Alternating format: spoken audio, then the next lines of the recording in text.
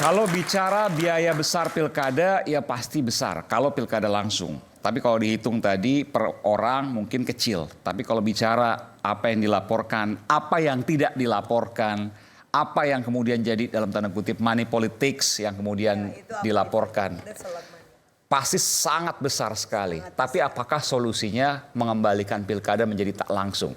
Sebelum saya ke Bung Hendarsam dan ke Bang Ruli, saya ke Mas Arya Bima. Silakan Mas Arya Bima. Anda punya pendapat apa? Besar sekali biayanya. Memang tadi kalau dihitung per pemilih ya jadi cuma 5.000. Tapi kan kandidat dan lain sebagainya. Efeknya apa? Harus kembalikan. Harus kembalikan uang gimana? Salah satunya korupsi. Ratusan lebih masuk KPK. Ratusan lebih masuk penjara karena korupsi. Kepala daerah. Ya, terima kasih. Saya mau nanti ngomong soal korupsinya ya. Ya, silakan. Oke, terima kasih. Tapi sebelum itu saya minta waktu untuk memberikan ucapan selamat Natal kepada saudara-saudara Kristiani yang malam ini atau besok merayakan Natal. Semoga Natal menjadi kebahagiaan kita, menyambung tali batin kita sebagai bangsa untuk Indonesia ke depan. Saya itu, Bang Men.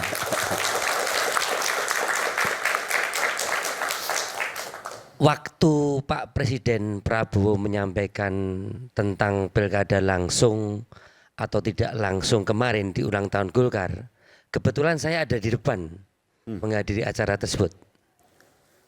Waktu disampaikan seorang presiden, Pak Prabowo menyampaikan keinginan merespon dari tadi yang disampaikan oleh Ketua Golkar, membangun wacana pentingnya pilkada tidak langsung dikembalikan pada pemilihan lewat Dewan Perwakilan Daerah Kabupaten dan Provinsi. Saya cukup kaget dalam artian menurut saya sah-sah saja seorang kepala negara menyampaikan sesuatu yang sangat strategis ya, saya menyangkut pemilihan kepala daerah yang 508 kabupaten kota dengan 37 provinsi. Cuma persoalannya cara pandang variabel kenapa mengusulkan ke pemilihan kepala daerah tidak langsung itu hanya dari faktor biaya, faktor efisiensi anggaran. Ini yang menurut saya perlu lontaran keinginan Pak Prabowo itu tidak hanya sekedar bicara soal efisiensi anggaran. Harus tahu betul sejarah kenapa kita ini melaksanakan pemilihan kepala daerah, Bang Eman. Ini kan tidak lepas dari keinginan kita yang sejak reformasi 98 dari cara sentralisasi, dari cara mengatur, kalau sekarang 508 kabupaten kota 37 provinsi dengan sentralisasi pemerintah pusat, kemudian ke desentralisasi dengan otonomi daerah. Ternyata otonomi daerah tidak hanya administrasi, tapi juga politik. Kenapa otonomi daerah? Ya karena memang Indonesia ini udah nggak mungkin mampu lagi pemerintah pusat ini ngurusi seluruh wilayah Indonesia ini, kecuali bagaimana muncul pemimpin-pemimpin daerah, muncul partisipasi daerah, rakyat ini untuk membangun daerahnya masing-masing. Jadi ibarat kita itu naik kereta ekonomi, loko Jakarta atau loko Jawa ini sudah tidak bisa lagi narik 36 gerbong seluruh Indonesia ini hanya dengan Jakarta. Jakarta tidak bisa narik lagi 503 kota kabupaten se-Indonesia ini untuk maju. Kita pengen kayak kereta cepat. Ada loko, ada gerbong, ada loko, gerbong. Intinya satu gerbong itu sekaligus loko. Maka kereta cepat itu jalannya menjadi cepat. Karena tidak satu loko narik gerbong yang lain. Demikian juga dengan otonomi daerah. Kita ingin daerah-daerah itu bisa meleverage asetnya menjadi resources yang produktif. Dengan demikian pemberian otonomi daerah ini harus dibarengi dengan keinginan rakyat untuk memilih masinis itu supaya daerah itu bisa berkembang. Apa bedanya dengan perwakilan? Nah, di situ kenapa bedanya dengan perwakilan? Perwakilan di sini lebih tidak memunculkan partisipasi rakyat untuk membangun daerahnya. Jadi kalau pemimpin itu dipilih secara partisipatif, Bang Maiman, keinginan rakyat mendukung pemilih yang dipimpin oleh pilihan rakyat itu akan terjadi semacam harapan yang dititipkan terhadap amanah rakyat terhadap pemimpin tersebut, dan tentunya rakyat juga akan semakin memberikan partisipasi sekaligus mengontrol. Nah, pemilihan kepala daerah secara langsung dan tidak langsung memang di dalam aspek normatif itu dipilih secara demokratis. Ada dua pendapat. Secara demokratis bisa lewat perwakilan, secara demokratis bisa diadatikan dari rakyat itu langsung oleh rakyat. Sebentar Bung Arya Bima. Kalau tadi sampaikan, apa yang disampaikan oleh Mbak Lulu juga, bahwa pemilihan langsung idealnya seperti itu. Tapi yang kita lihat bahwa dinasti tetap terjadi, politik uang tetap terjadi, kontrol publik juga kemudian minim. Nah, itu gimana penjelasannya? Bedakan antara sistem yang kita buat logika kita dengan ekses. Ya. Saya mau jawab itu sederhana aja. Dipilih langsung aja dinasti merajalela. Apalagi lo serahkan ke ketua-ketua partai. semuanya dinasti. Walah. Sekarang kita masih untung pemilihan langsung. Dinasti misalnya di Banten bisa tumbang. Dengan segala catatan tentu saja ya. Mungkin kita bisa cari. Tapi di tempat-tempat yang lain bisa terjadi.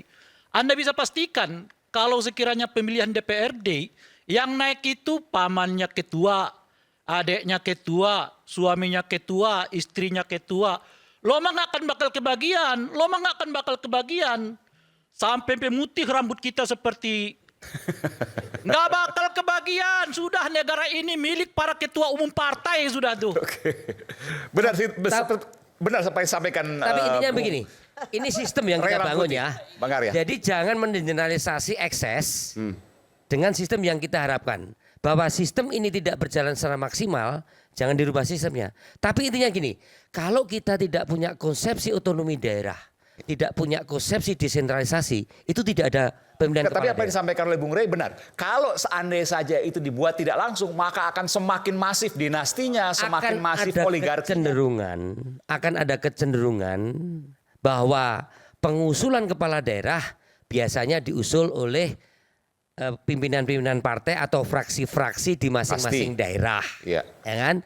Kalau di zaman Orde Baru lebih ditunjukkan, silahkan daerah mengusulkan 2-3 nama. Ini sebelum otonomi nih, waktu sentralisasi nih, DPRD mengusulkan 2-3 nama, kemudian diputuskan oleh pemerintah pusat dalam ini presiden.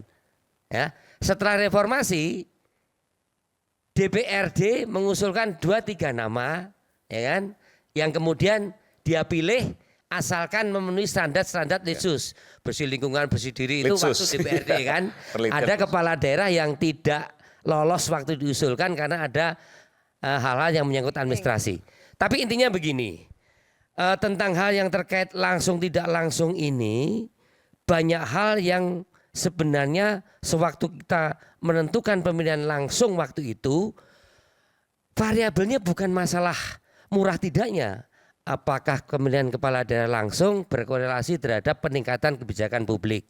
Apakah pemilihan daerah langsung terkait dengan empowering daerah, partisipasi daerah untuk meningkatkan pembangunan ekonomi daerah? Jadi ada satu variabel-variabel yang harus diukur oleh presiden ataupun oleh Departemen Dalam Negeri. Apa korelasi pemilihan kepala daerah langsung dengan berbagai hal yang terkait dengan peningkatan pendapatan daerah. Anda punya datanya soal itu? Anda punya datanya soal itu? Kami di Komisi 2, sekarang ini kebetulan saya di Komisi 2 yang nanti akan menyiapkan Omnibus Law Pemilu, itu membuat paket hal-hal, maksud saya juga tidak menutup, silakan Pak Presiden mewacanakan tidak langsung. Tetapi bagaimana misalnya Golkar juga semakin melengkapi data hal-hal yang terkait dengan pemilihan tidak langsung. Kami pun dari partai-partai yang tetap setuju dengan pemilihan langsung juga akan. Partai apa aja sih boleh sebutkan nggak? PDIP satu. Intinya sampai hari ini belum ada partai politik yang tidak setuju. Ini baru wacana yang disampaikan oleh Presiden menindaklanjuti apa yang disampaikan oleh Pak Bahlil dari Partai Golkar. Tapi banyak teman-teman Partai Golkar yang sampai hari ini juga tidak setuju dengan wacana pemilihan Alasannya? tidak langsung. Ya. Alasannya bahwa kalau dilihat dari konstitusi memang tidak bertentangan. Apa yang disebut dengan sila keempat. Kerakyatan yang dipimpin oleh hikmah kebijaksanaan di dalam perwakilan.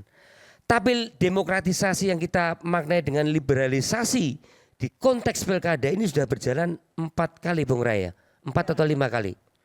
4 kali. 2005. Ada semacam plus minus. Pak Jokowi lahir dari apa? Pemilihan Ada langsung. langsung. Pak Jokowi pakai money politik nggak? Dengan biaya tinggi nggak dari wali kota? Enggak. Kalau waktu mau jadi presiden modalnya cuma masuk gorong-gorong kok. Nah, waktu di Jakarta gubernur mahal nggak? Aswar Anas mahal nggak? Ahok mahal nggak? Bu Risma mahal nggak?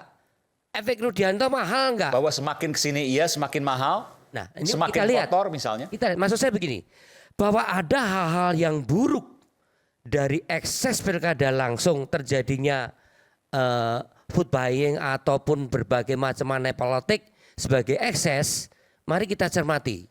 Sehingga kita skeptis apakah ke depan pilkada langsung masih akan menghasilkan orang-orang yang capable ya. Orang-orang yang benar-benar mempunyai kompetensi untuk membawa kemajuan daerah itu ya. Silakan pertanyakan.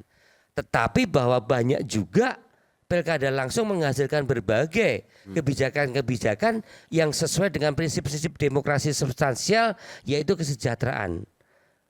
Saya di komisi tentu nanti termasuk Bang Rai dari yang paling anti pilkada langsung maupun yang paling setuju pilkada langsung, kita akan buka betul-betul sebenarnya demokrasi yang kita inginkan ke depan terutama 5 tahun ke depan apalagi setelah Bang Rai Rangkuti dan teman-teman mencermati barbarianya tidak hanya pilkada. Kenapa pilpresnya nggak dinilai? Kenapa pileknya nggak dinilai? Lama-lama bukan pilkada atau pilpresnya pileknya, demokrasinya ini bisa dipertanyakan. Iya, dia bilang audit demokrasi. Nah, kalau memang itu dikatakan mahal,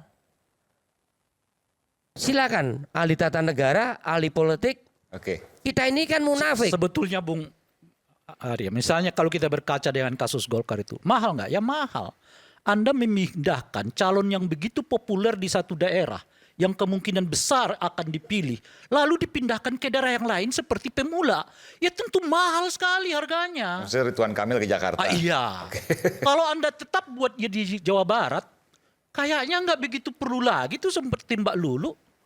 Gitu loh kira-kira. Tapi Oke. kan Anda pindahkan dia ke Jakarta, last minute juga. Tapi Bang Iman, sebelum saya selesaikan, intinya beginilah. Ini ada wacana dari seorang presiden ya, sebagai kepala negara dan kepala pemerintahan melontarkan itu. Saya memang agak kaget karena timing dan tempatnya ini menurut saya kurang pas. Tapi sebagai satu schooling politik untuk kita diskusi untuk pembangunan kualitas demokrasi ke depan, saya kira boleh-boleh saja dan mari kita gulirkan sampai pemilu ke depan terutama dalam penyusunan undang-undang Omnibus Law pemilu ini supaya lebih berkualitas. Saya kira Oke. itu. Pertanyaannya benarkah? Saya mau tanyakan ke Bung Ruliandi. Kalau seandainya hari ini kita melihat pilkada langsung dinasti merajalela, politik uang merajalela, lalu kemudian korupsi merajalela, hasilnya kepala daerah juga banyak yang terjerat merajalela. Apakah ketika nanti dikembalikan pilkada tak langsung semua itu akan berkurang atau semakin parah? Kita akan kembali saat lagi. Dan jangan lupa, mohon maaf, kita minum dulu karena cukup haus juga.